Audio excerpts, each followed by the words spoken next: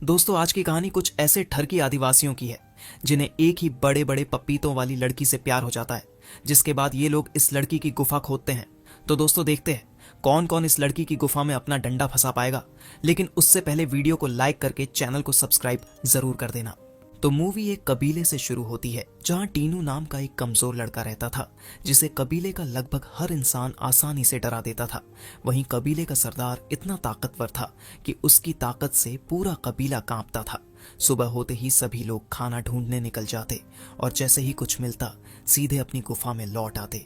उसी दिन टीनू भी खाने की तलाश में निकला और भटकते भटकते एक शैतानी पेड़ के पास पहुंच गया।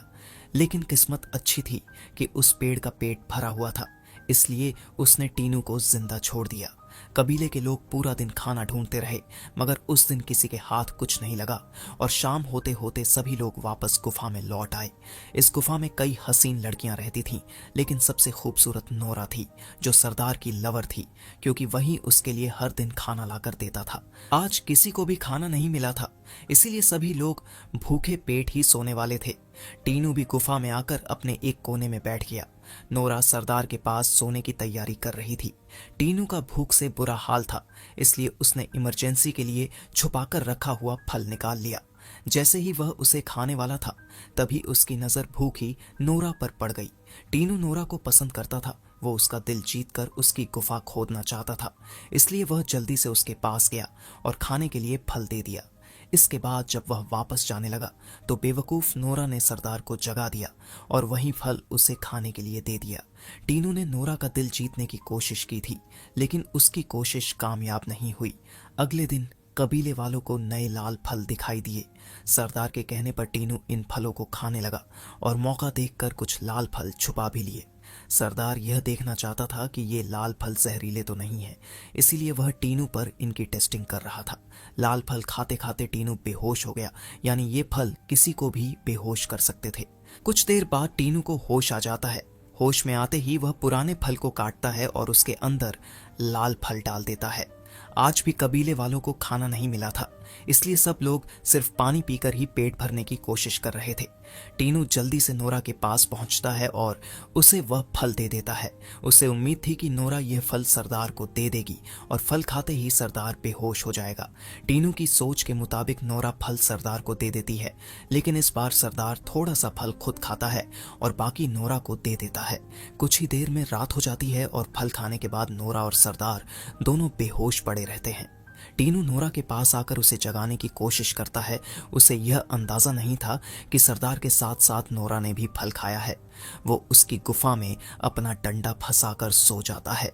अगली सुबह जैसे ही दिन निकलता है, सरदार की नजर टीनू पर पड़ जाती है और उसी वक्त टीनू भी जाग जाता है।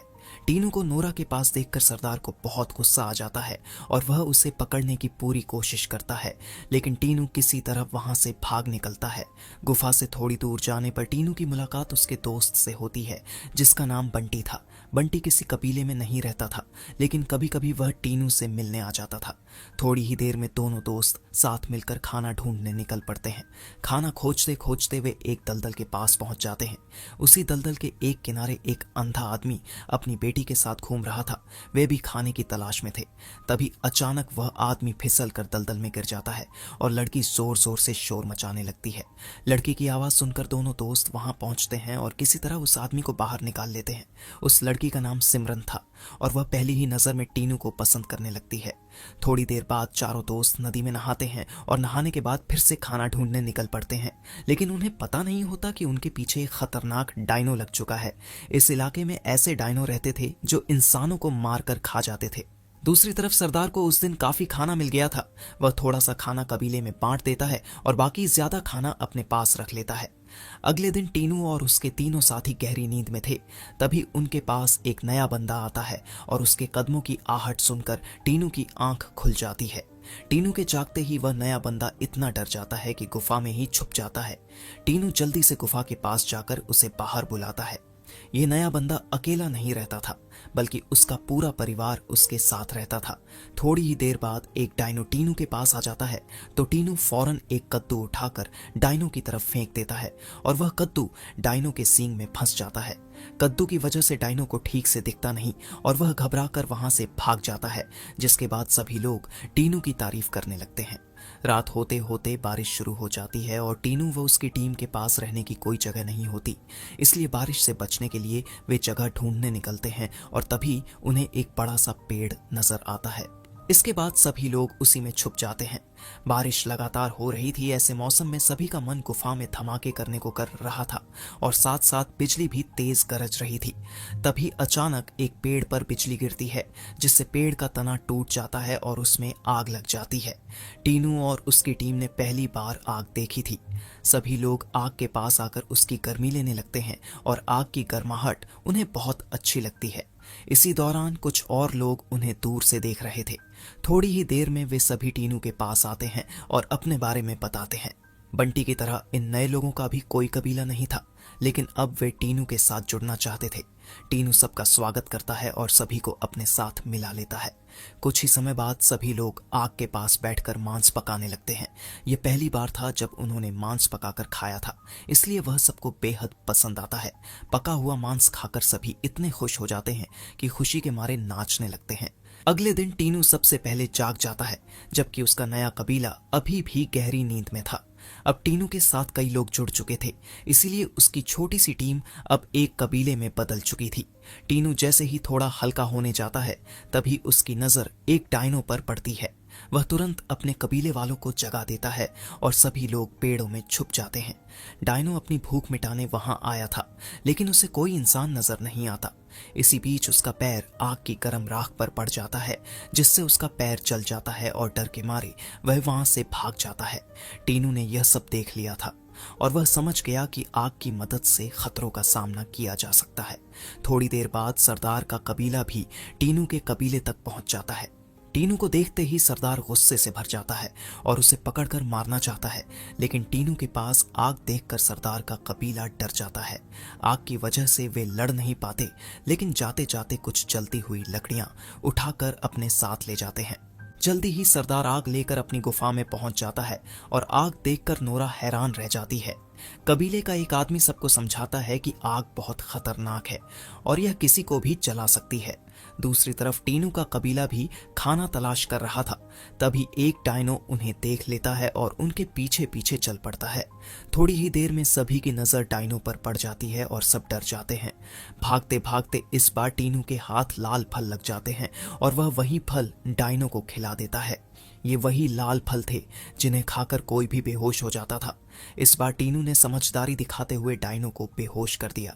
कुछ देर बाद टीनू का कबीला नदी तक पहुंच जाता है, जहां सरदार का कबीला नहा रहा था। सरदार को देखते ही टीनू भागने लगता है, लेकिन नोरा को देखकर वहीं रुक जाता है। नहाते समय नोरा पानी के तेज बहाव में बहने लगती है और मदद के लिए चिल्लाती है। ये सुनकर टीनू उसे बचाने के लिए दौड़ता है, खुद भी पानी में कूद जाता है और किसी तरह नोरा को बाहर निकाल लेता है। नोरा को बचाने के बाद टीनू उसे अपने कबीले के पास ले आता है, जहां उसके कबीले वाले नोरा का जोरदार स्वागत करते हैं और उसके सामने खाने की चीजें रख देते हैं।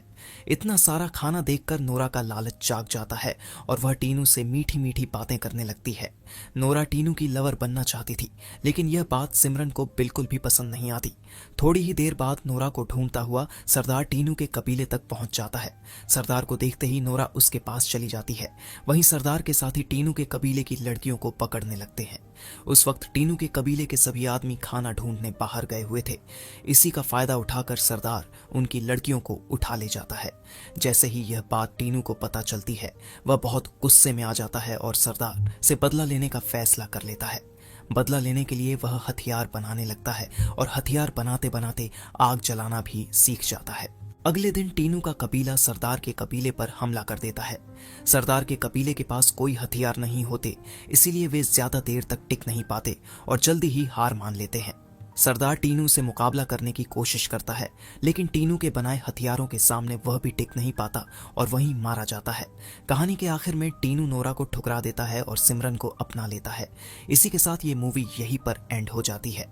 तो दोस्तों, अगर आपको हमारी ये एक्सप्लेनेशन वीडियो पसंद आई हो तो वीडियो को लाइक करके चैनल को जरूर सब्सक्राइब कर देना।